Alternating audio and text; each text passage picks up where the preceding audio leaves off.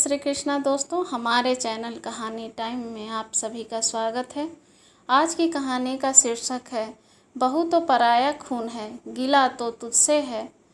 माँ, आप जब भी फ़ोन पर बात करती हैं हमेशा ही आपका एक ही राग और एक ही ढपली, कुछ और बात तो होती नहीं। जैसे करने के लिए बस ले देकर पैसे की ही बात लेकर बैठ जाती हो हर बार। मुझको तो उलझन सी होने लगी आपसे बात करने में। नवीन बहुत ज़्यादा जमुना जी के ऊपर चिड़चिड़ाने सा लगा। बेटा, कैसी चल रही है आजकल तुम्हारी नौकरी? कुछ पैसा वैसा बढ़ा कि नहीं? माता पिता के प्रति भी कुछ जिम्मेदारी है, ये सब भी ध्यान रखना, जमुना बड़े दुलार के साथ समझाते हुए कहती। लेकिन नवीन जमुना के ऊपर पैसे की बात सुनकर ही झल्ला पड़ता। तो उसमें गलत क्या कह रही हूँ बेटा? माता पिता के अरमान भी तो बच्चों को पढ़ने लिखने के साथ ही जुड़ जाते हैं कि बड़े होकर बच्चे हम लोगों का समय पढ़ने पर सहयोग करेंगे।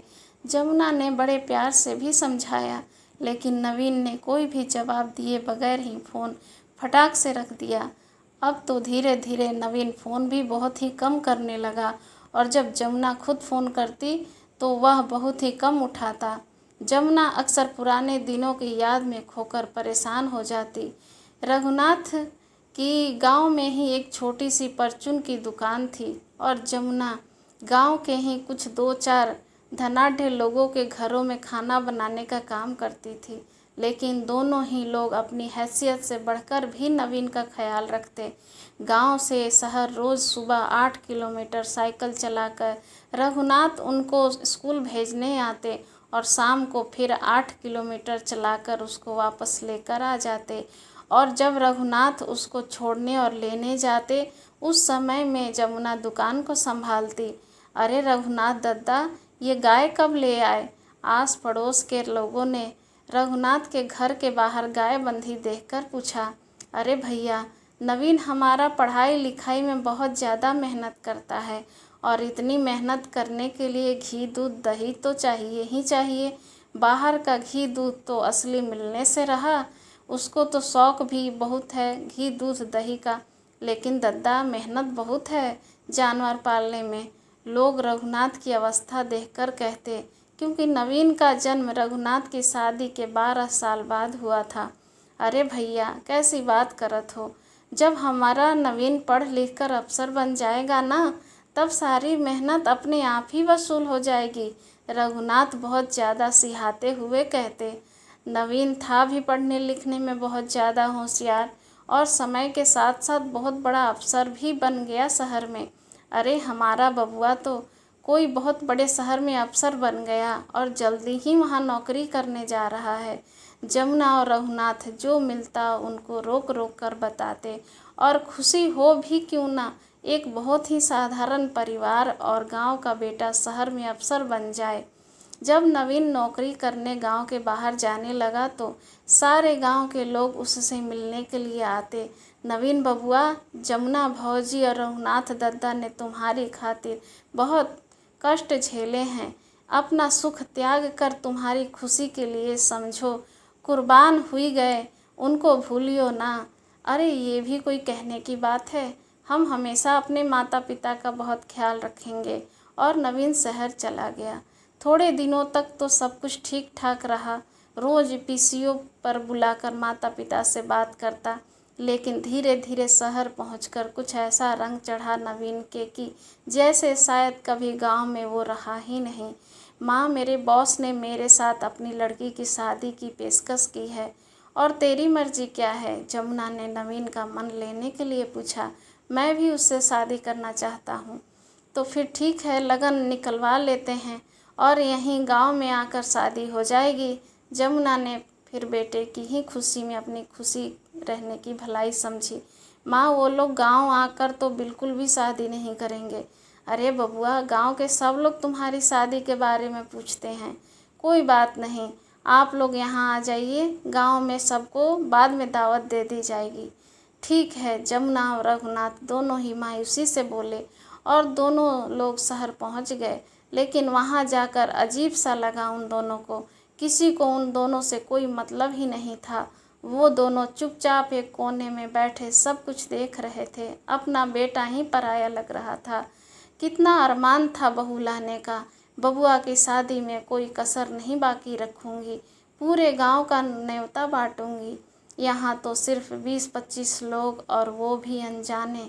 जमुना की आंखों से 2 बूंद आंसू टपक पड़े। बहू कब ब्याह कर घर आ गई पता ही नहीं चला। ना बहू को पैर छूने से मतलब, ना सिर ढकने से। यहाँ तो पूरे गांव की बहुरिया अपनी टोला मोहल्ले के सभी बड़े बुजुर्गों के पैर छूती, और मजाल क्या चेहरे से घूंघट हट जाए। चलो घूंघट ना करे, लेकिन पैर छूकर सम्मान तो दे ही सकती है। बबुआ, हम लोग वापस गांव जा रहे हैं। जमुना ने सोचा, कम से कम एक बार तो बेटा रोकेगा। ठीक है, फिर कल सुबह सुबह निकल जाइएगा, शाम तक पहुंच जाएंगे। लेकिन नवीन ने एक बार भी रुकने के लिए झूठा भी नहीं कहा, और दोनों मन में बेहद दुखित गांव से वापस लौट आए। सब गांव वाले की पूछने पर प्रशंसा करते नहीं अघाते। दोनों लोग क्या बेटे बहू की बुराई करके अपना ही अपमान करना। जमुना और रघुनाथ ने 1-2 बार नवीन से कहा कि बहुरिया को लेकर गांव आ जाओ, सारे गांव वासी तुम लोगों से मिलना चाहते हैं। लेकिन नवीन ने तो 2 टूक जवाब दे दिया कि डॉली ने शादी इसी शर्त पर की थी कि कभी गांव नहीं जाऊंगी। अब तो कुछ भी कहना बेकार था। दिल पर पत्थर रख लिया। दिन बीतते गए, और अब 2 गाहे बगाहे ही फोन आता बेटे का, और ना ही कभी अपने पास बुलाना चाहता। सुनो, मेरा बड़ा मन करता है बबुआ से मिलने का। वो भी बुला रहा तो चलो हम लोग चलते हैं, और फिर उनका जन्मदिन भी आने वाला है। साथ ही मिलकर जन्मोत्सव मनाएंगे। बबुआ बड़ा खुश हो जाएगा। सोच लो, कहीं कुछ गड़बड़ ना हो जाए। अरे, अपनी औलाद का घर है, गड़बड़ का है कि। ठीक है फिर। और रघुनाथ जी के हाँ कहते ही जमुना जुट गई नवीन की मनपसंद सामान बनाने में। शुद्ध देसी घी के बेसन के लड्डू, मठरी, बेसन के सेव, और गाय के दूध की गाढ़ी गाढ़ी रबड़ी। और जैसे ही पहुँचे नवीन के घर, दोनों ने उस समय तो कुछ नहीं कहा, लेकिन उन्हें अच्छा भी बिल्कुल नहीं लगा। बबुआ, तुम्हें देखने को तो आंखें तरस गई। इतना कहकर जमुना नवीन को गले लगाने लगी, लेकिन नवीन कसमसाकर पीछे हट गया, क्योंकि डॉली को नवीन का किसी के भी गले लगना लिपटना पसंद नहीं था, चाहे फिर भी वो माँ क्यों न हो।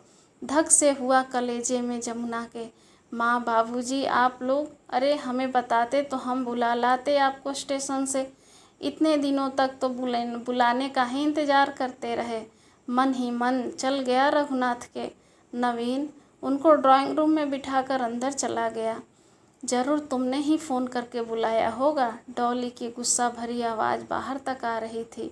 नहीं डॉली, मैं तुम्हारी मर्ज़ी के बगैर कैसे बुला सकता हूँ उनको। मैं तो इसलिए जल्दी फ़ोन भी नहीं करता हूँ। मुझे तो खुद नहीं पता कि ये लोग कैसे आ जाएंगे। मैं तो बिल्कुल भी नहीं मैनेज करने वाली। तुम परेशान ना हो सकता है कि रुपए पैसे की ज़रूरत हो तो वही लेने आए हों। 2-1 दिन में उनका रुपए पैसे देकर वापस भेज दूंगा। ये क्या, पैरों के नीचे ज़मीन खिसक गई। हमारे बेटा बहू और हम उनके ऊपर बोझ। अपनी कोख से जाया बेटा ऐसी बातें कर रहा है। बड़े मनोयोग से चुन चुन कर अपने हाथों से बनाया हुआ सामान जमुना देने आई थी डॉली को, और वो हाथों में पकड़ा सामान जमुना को मुंह चिढ़ा रहा था। उनके हाथों से सामान छूट गया। छनाक की आवाज़ हुई।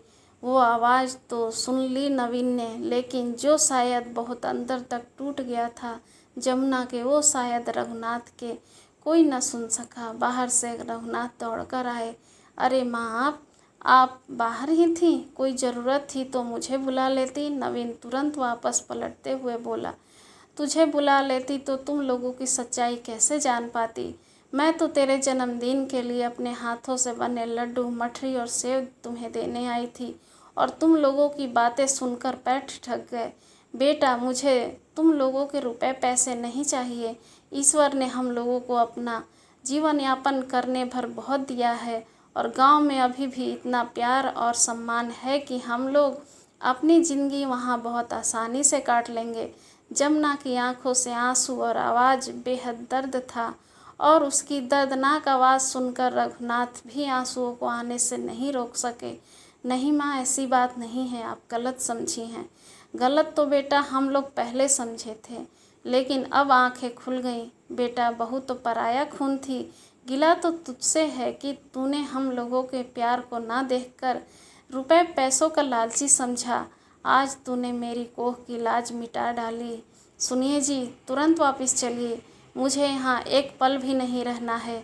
जमुना मुँह की पट्टी तोड़कर रघुनाथ का हाथ पकड़कर वापस चल पड़ी। इतने बड़े दुख में से उसे ये भी याद नहीं रहा कि अभी अभी थोड़ी ही देर पहले इतना लंबा सफ़र तय करके थक चुकी है और फिर से इतना लंबा सफ़र तय करके जाएगी। लेकिन उन सब की परवाह ना करते हुए लौट पड़ी अपने गांव वालों के पास।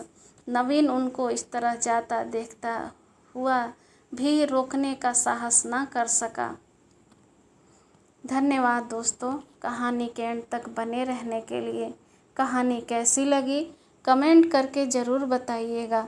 पसंद आई हो तो लाइक और सब्सक्राइब ज़रूर कीजिएगा।